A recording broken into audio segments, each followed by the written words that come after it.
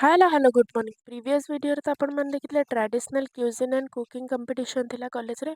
आज थिला झोटी और रंगोली पिला माने एते सुंदर सुंदर झोटी पकई थिले माने कह गले आखि लग जाउतला। मो द्वारा तो सेमिति बिल्कुल भी हबनी कि यार अधा भी हबनी। बस मु देखिली जतबेले एते सुंदर लागला मु कहली व्लॉग रे आता ऐड करियाटा जेमति हेले भी श्योर। तो आपण मन पे वीडियो बनै देथली देखंतु केते सुंदर सुंदर रंगोली बनैथिले। आ झोटी गुड़ाक तो बहुत सुंदर बहुत बड़ बड़ भी पकई थिले।